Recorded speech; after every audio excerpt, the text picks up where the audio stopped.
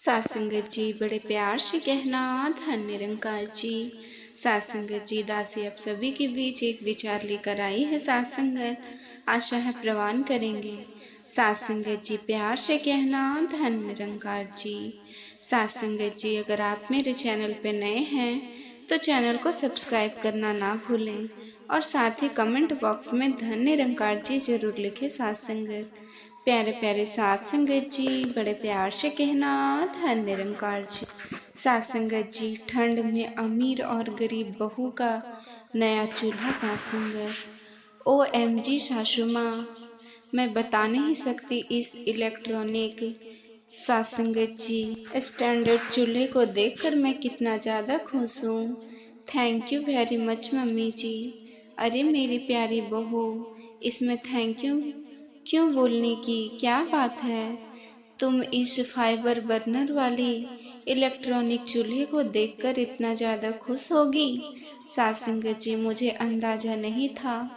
सात संगत जी ओ बल्ले बल्ले, ओ शाबा शाबा, हमारे घर में भी नया नया चूल्हा बन गया। अब मेरी मम्मी को परेशान नहीं करेगी। सात संगत जी हाँ मेरे लाल, अब मैं एक बार में एक साथ दाल चावल बना लूँगी। सात संगत जी भगवान का शुक्र है कि मुझको मिट्टी के चूल्हे से आज निजात मिल गई है। बाबूजी, सात संगत जी, चंद्र जी, मैं शब्दों में जता भी नहीं सकती कि आप दोनों ने मेरे कितने बड़ी मुश्किल को हल किया। मैं अपने दिल से आभारी हूँ।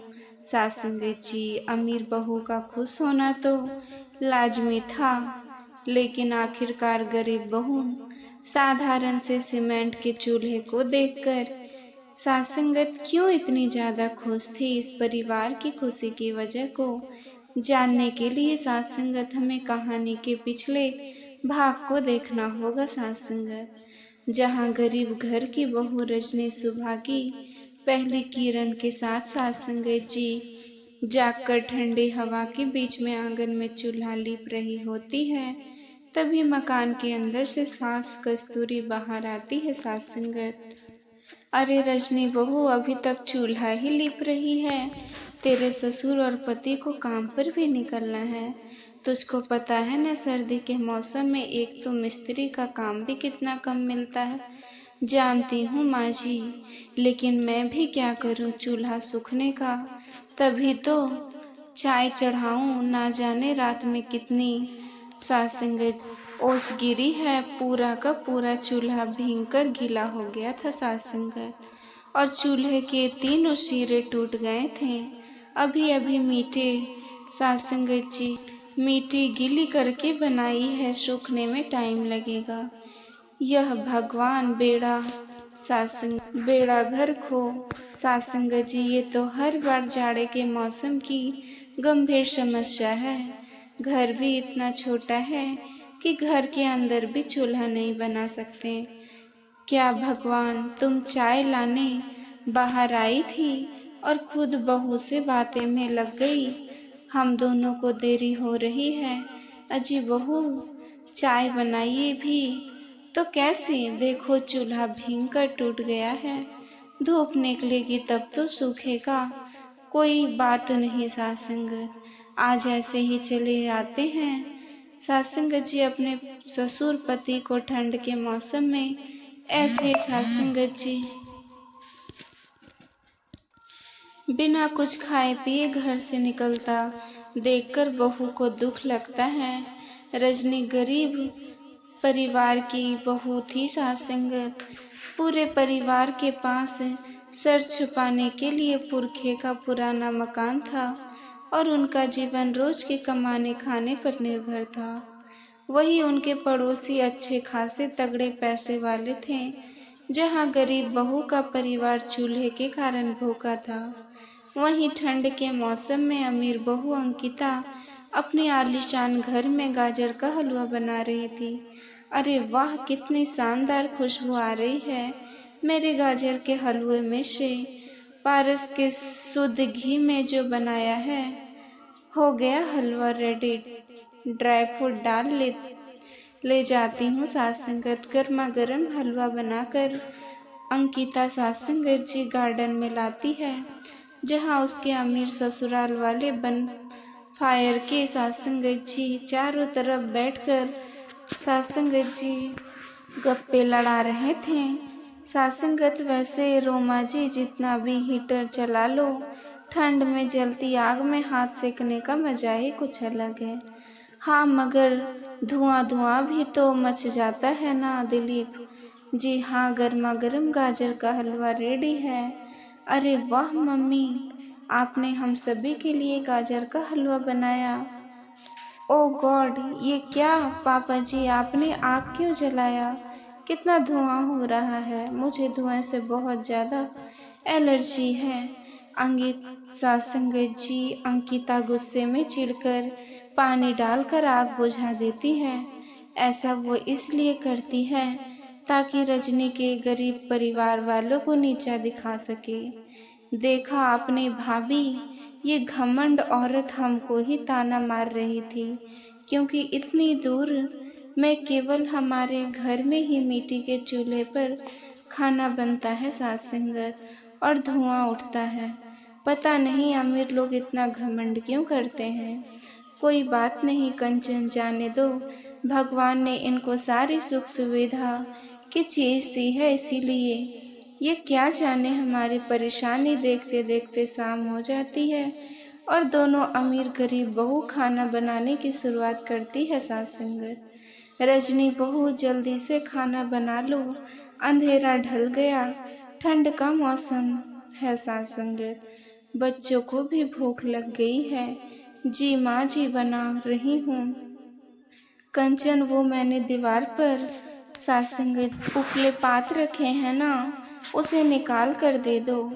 सत्संगत जी, पर खाना बना लूँगी, मगर भाभी उपले तो सूखे ही नहीं हैं, अंदर से पूरे गीले हैं। हे भगवान, फिर खाना कैसे बनेगा? आज तो लड़कियाँ सूखे पत्ते भी नहीं हैं सत्संगत जी। सत्संगत जी पत्ते झोंक कर किसी तरह खाना बना ले और गीले उपलों से धुआं उठेगा, मगर कोई चारा भी नहीं है। अरे तो फिर रहने दे बहू, घर में थोड़ा सत्तू रखा है ना, हम सब वही खाकर सो जाएंगे। नहीं माँ जी, सत्तू क्यों खाएंगे, मैं बना लूँगी खाना सत्संगत जी। रजनी खुले आंगन में बैठकर मीठी के चूल्हे पर खाना बनाती है, जिसमें उसे काफ़ी कठिनाइयों का सामना करना पड़ता है सत्संगत। कभी ठंडी ठंडी हवा के चलने से चूल्हा बार बार बुझ जाता है, तो ऊपर से आसमान से ओले भी बरस रहे होते हैं। हे भगवान, आज तो कितने ठंड है, कुहासा है। कोई बात नहीं, मगर मैं अपने परिवार को भूखी तो नहीं सुला सकती। सत्संगत जी एक तरह मुश्किल हालातों में भी गरीब बहू खाना बना रही थी, तो दूसरी तरफ अंकिता नखरे करती है सत्संगत। बिल्कुल नहीं मम्मी जी, इतनी सारी वैरायटी का खाना मुझसे नहीं बनेगा। गजब हाल है तेरा अंकिता बहू, क्यों नहीं बनेगा? अरे तुझे कौन सा मिट्टी का चूल्हा थोड़ी फूकना है, गैस पर खाना बनाना है, फिर भी नौटंकी दिखा रही है। सत्संगत जी, अगर उस गरीब की बहू की तरह चूल्हे पर खाना बनाना पड़ता तो क्या करती? मैं तो उन्हें दिन में दिखा दी थी, समझी मम्मी जी। आइए, आपको अगर इतने वैरायटी का खाना बनवाना है तो आप मेरे लिए 5 बर्नर वाला इलेक्ट्रॉनिक चूल्हा मंगवा दीजिए, जिससे मैं एक बार में ही सारा खाना बनाकर तैयार कर दूंगी। इतनी ठंड के मौसम में मैं 3-4 घंटे बर्बाद नहीं करने वाली, मुझे भी ठंड लगती है और आज तो मुझसे खाना नहीं बनने वाला। अंकिता घमंड दिखाकर रजाई में घुसकर फोन चलाने लगती है सत्संगत। ऐसे में सास खुद ही उठकर खाना बनाती है। इसी तरह सिलसिला जारी रहता है, जहां अंकिता किचन में कदम भी नहीं रखती। मम्मी मम्मी, मुझे भूख लगी है, चलकर मिले खाना बना दो सत्संगत। सत्संगत जी, आर्यन भूख लगी है तो जाकर अपनी दादी से कहो, मेरा सर मत खाओ, समझे? अरे अरे, क्या हुआ मेरे प्यारे से पोते को?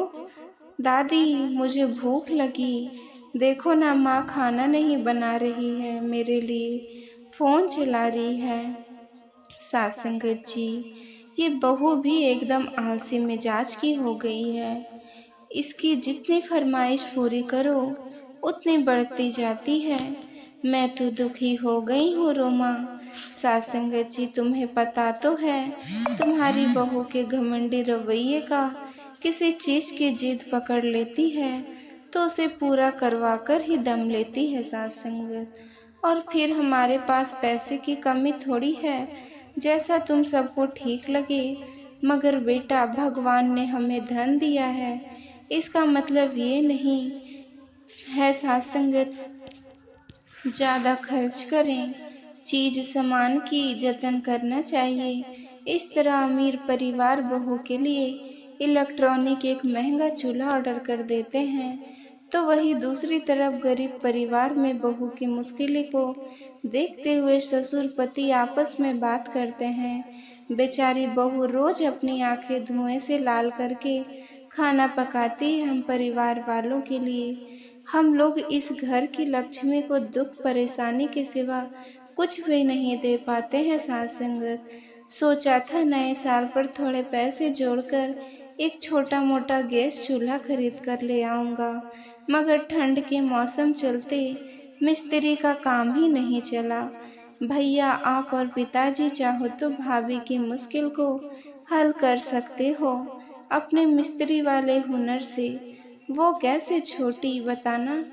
जैसे आप लोग सीमेंट और ईंट से घर बनाते हो, भाभी के लिए एक मजबूत चूल्हा बना दीजिए, जिससे कितने भी ओस गिरेगी तो चूल्हा न गीला होगा न भीगेगी सासंगत, उन्हें भी आराम आ जाएगा। कंचन की बात पर गौर करने के बाद दोनों काम पर से सीमेंट और ईंट लाकर सारी रात ठंड में चूल्हा बनाते हैं सासंगत। और नए साल का दिन आ जाता है, जहां अमीर के घर में इलेक्ट्रॉनिक चूल्हा आता है, तो वहीं गरीब बहू जब सुबह सुबह अपने आंगन में उठकर आती है तो सीमेंट का बना चूल्हा देखकर बहुत खुश होती है। सासंगत जी, अब देखना यह था कि किसकी खुशियां बरकरार रहने वाली थी, अमीर बहू की या गरीब बहू की सासंगत। जहाँ इलेक्ट्रॉनिक चूल्हे पर खाना बनाते हुए अंकिता ताने मारती है, क्यों मेरी गरीब पड़ोसन, तुम्हारी जिंदगी तो अभी भी धुएं में गुजर रही है, तो चूल्हा बनाने का क्या फ़ायदा। मुझे देखो, मेरी रसोई में 5 चूल्हे वाला स्टैंडर्ड इलेक्ट्रॉनिक सुविधा है सासंगत। कोई बात नहीं अंकिता बहन, मैं अपने सीमेंट के चूल्हे से बहुत संतुष्ट हूँ। सही है, वैसे भी इंसान को इतने सासंगत जी पैर फैलाने नहीं चाहिए जितने की चादर हो, समझी। इतने में अंकिता की सास आवाज़ लगाती है, अरे अंकिता बहू, जरा मेरे सर में बाम लगा दे, सर फटा आ रहा है। सासंगत जी आई माँ जी। जल्दबाजी में अंकिता सब बर्नर जलाती छोड़कर चली गई।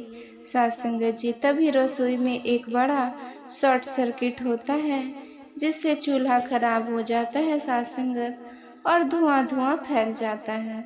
सब लोग घबरा जाते हैं। भगवान का शुक्र है बहू तो बाहर थी, वरना ये इलेक्ट्रॉनिक चूल्हा तेरी जान ले लेता। सासंगत जी, हर बार महंगी चीज़ खुशी नहीं देती सासंगत। सासंगत जी, बहू समझी अंकिता अपनी भूल की माफ़ी मांग लेती है और अपने पहले की रसोई में खाना बनाने लगती है सासंगत। साथ ही घमंडी बर्ताव को भी बदल लेती है। आज पड़ोसन के लोग घर में कंबल देख के ठंड से कांपते हुए कहते हैं, अच्छा तो अब तुम लोगों ने भी ले लिया रजाई और कंबल, सोचा नहीं था कि तुम्हारे घर में भी ये सारी चीज़ें होगी। मानना पड़ेगा तेरी 5 बहू को भी। सासंगत जी, आखिर ले ही आए कंबल और रजाई, तो आपको क्या लगता था हम 5 बहुओं कुछ नहीं कर सकती। हम औरत चाहे तो क्या नहीं कर सकते, बस लोगों की सोच है कि औरत कुछ नहीं कर सकती। आखिर कैसे क्या किया साथ संगत? इन 5 बहू ने अब इनके पास ये सुंदर रजाई और कंबल है साथ संगत। जानते हैं उनकी मेहनत के पीछे का राज। आगे की कहानियां में साथ संगत जी। कितनी ठंडी तेज तेज हवा चल रही है। अब तो ठंड बर्दाश्त नहीं हो रही है। तुम सही कह रही हो साथ संगत जी। जिंदा और इस टूटी खिड़कियां से हम भी बहुत तेज आ रही है साथ संगत जी। और ये दरवाजा ये तो पूरी तरह से टूट चुका है, तो ठीक से बंद भी नहीं होता साथ संगत। और दरवाजे के खुले रहने से ठंडी हवाएं सीधा घर में आ रही है साथ संगत जी। सभी लोग टूटी खिड़कियां के पास ठंड में सिकड़ बैठे हुए हैं साथ संगत जी। साथ संगत जी बड़े प्यार से